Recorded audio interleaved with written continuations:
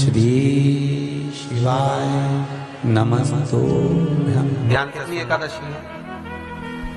स्कंद पुराण यहां तक कहती है कि इस कथा के चरित्र को जो श्रवण कर लेता है उसको 26 एकादशी करना भी नहीं पड़ती। इस एकादशी की केवल ये कथा सुनकर ही वो तर जाता है। बहुत ध्यान से सुनना इसको, कथा तो बड़े भाव से सुन लो इसको, है? बड़े प्रेम से। इसलिए सारी एकादशियों में निर्जला एकादशी की महत्वता शास्त्र प्रमाण करता है महाराज। निर्जला एकादशी का उद्यापन जो करा जाता है, उसका उद्यापन और प्रदोष का जो उद्यापन करा जाता है, इन दोनों का क्रम लगभग एक जैसा ही। तो निर्जला पहुंची है और निर्जला ने जाकर भगवान नारायण से निवेदन करा। भगवान विष्णु ने पूछा, क्या बात है निर्जला, आज तुम खेलती हुई यहां पर आकर खड़ी हो गई, क्या हुआ क्या है? क्या तुमको गौलोक धाम में आनंद की अनुभूति नहीं हो रही जो तुम वैकुंठ में आई? निर्जला घूमती घूमती भगवान के सम्मुख में पहुंच गई। भगवान ने पूछ रहे हैं, बार बार पूछा, निर्जला हुआ क्या तुमको?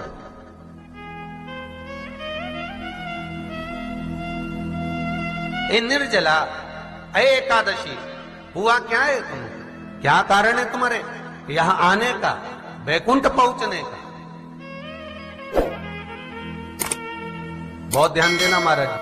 शास्त्र कहता है सोमवार, मंगलवार, बुधवार, गुरुवार, शुक्रवार, शनिवार, ये देवता वो देवता सबके व्रत कर लो, सारे व्रत कर लो, पर ये व्रत आपको परमात्मा के धाम तक लेकर नहीं जा सकते, क्योंकि इनका जो पुण्य है वो मृत्यु लोक में आप थोड़ा सा भी गलत करते हैं तो पुण्य समाप्त हो जाता है।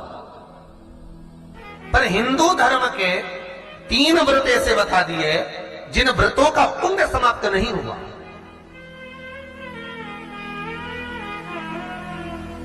हिंदू धर्म के 3 व्रत ऐसे हो गए जिनका पुण्य समाप्त नहीं हुआ महाराज, जिनका पुण्य प्रबलता में बढ़ता गया। पहले नंबर पर एकादशी,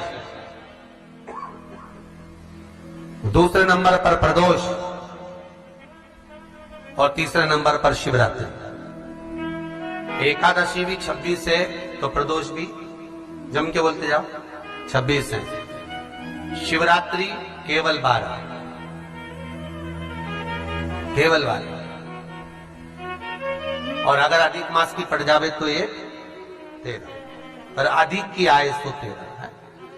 तो यहां शास्त्र कह रहा है कि 3 व्रत हमारे यहाँ जिनका पुण्य समाप्त नहीं हुआ, जिनका पुण्य प्रबल हुआ, बड़ा। इसलिए आज भी माता एकादशी का व्रत करती है, और एकादशी का व्रत कर कर अगर कोई जीवात्मा को देते हैं, कोई मर भी गया तो उसको एकादशी का दान देते हैं। एकादशी का उसको दान दिया है। महाराज निर्जला खड़ी है, पूछा क्यों आई हो, क्या कारण? निर्जला आई तब लक्ष्मी मैया उठकर निर्जला के करीब में गई। निर्जला बहुत सरल थी निर्जला। कहते हैं कामा एकादशी सबसे लंबी है। कौन सी एकादशी? कामा। फिर मोक्षदा उससे नीची है महाराज। और निर्जला जो है बिल्कुल छोटा स्वरूप है। निर्जला का मतलब देखा जाए तो केवल 2 चोटी करी हुई है। मस्तक पर भोर लगा हुआ है निर्जला के, माथे पर बिंदी लगी हुई है निर्जला के, सुंदर गले में तुलसी की मालाएं पहनी है निर्जला, हाथ में जो हाथ फूल जैसी माताएं पहले पहनती थी, आपको ध्यान में होगा, ऐसा बड़ा फूल होता था, अंगूठियां पड़ी होती थी, हाथ में ऐसा लगा रहता है। तो निर्जला हाथ फूल भी तुलसी के धारण करी। बड़ा सुंदर स्वरूप है माता निर्जला का महाराज। छोटी है तो माता लक्ष्मी उनके पास में गई और निर्जला से जाकर पूछा, निर्जला तेरे आने का कारण क्या है, तू बता। नारायण आपसे पूछ रहे हैं कि क्यों आई हो, किस लिए आई हो, क्या है तुम्हारे आने का कारण? निर्जला ने कहा, मेरी विनती केवल इतनी सी है मां कि मैं ये चाहती हूं कि मैं जीव के प्राण छूटने के बाद उसके प्राणों को जिस समय मैं लेकर जीवात्मा के प्राणों को परमात्मा तक भेजूं, वैकुंठ तक भेजूं, गौलोक धाम तक भेजूं, उस बीच में मुझे ले जाते समय कई नरक भी बीच में पड़ेंगे, कई स्थान ऐसे बैतरणी आदि स्थान बीच में आएंगे तो वो स्थान में मुझे रोका ना जाए, मैं सीधे भगवान के धाम पहुंच जाऊं। ऐसी कृपा, ऐसी दया। जितनी भी माताएं एकादशी का व्रत करती, बहुत ध्यान से सुनना आज की कथा को। शायद जिंदगी में मिली ना मिली, पर यह कथा का रिश्ता तो बहुत ध्यान से सुनना। स्कंद पुराण यहां तक कहती है कि इस कथा के चरित्र को जो श्रवण कर लेता है उसको 26 एकादशी करना भी नहीं पड़ती। इस एकादशी की केवल ये कथा सुनकर ही वो तर जाता है। बहुत ध्यान से सुनना इसको, कथा को।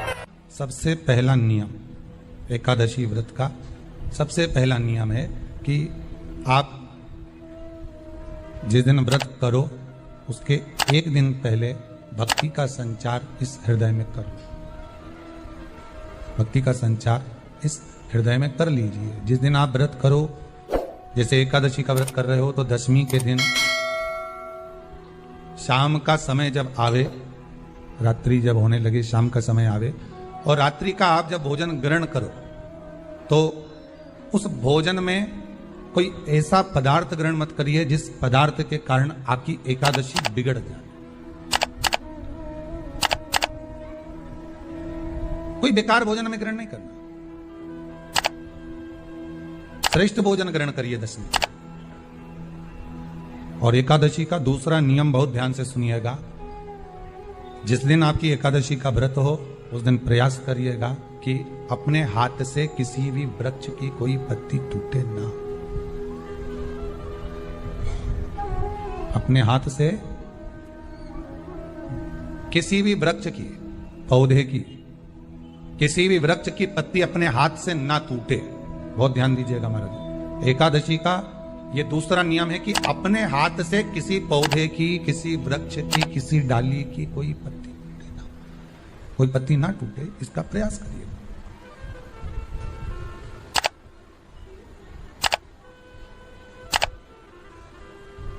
कितना सुंदर व्याख्यान कहा है, कितना सुंदर वर्णन है महाराज कि मात्र एकादशी का व्रत कर लेने पर, मात्र एकादशी का व्रत कर लेने पर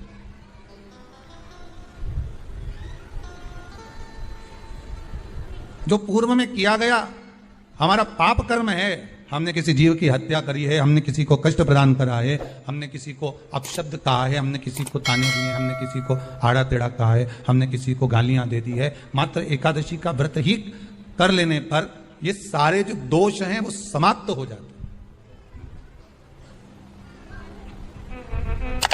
सारे दोष हमारे समाप्ति पर आ जाते हैं।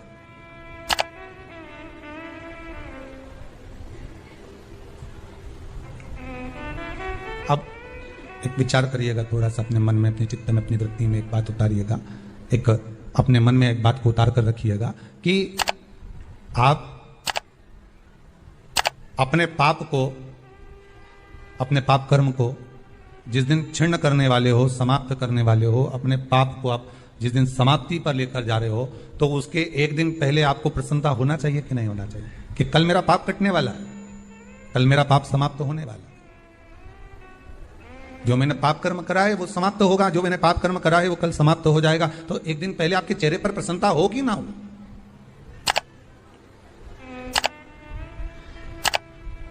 और चेहरे पर वो प्रसन्नता आपके आना चाहिए कि कल मेरा एकादशी का व्रत है, आज दशमी है, कल एकादशी का व्रत है, तो कल मेरी जब एकादशी का व्रत रहेगा तो मेरा ना जाने कितना कितना पाप, कितना असत्य, कितना झूठ, कितना प्रपंच वो समाप्त हो जाएगा। तो इसमें मुझे प्रसन्नता हो, इसमें मुझे आनंद था।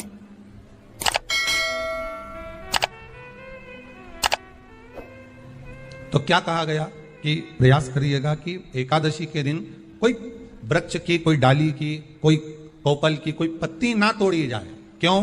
तो कहा अगर उस पत्ती को हम तोड़ देते हैं, वृक्ष की पत्ती को या क्यारे में लगी हुई कोई डाली की पत्ती को हम तोड़ देते हैं तो एकादशी का पुण्य फल प्राप्त नहीं होता, एकादशी का कोई फल हमारे खाते में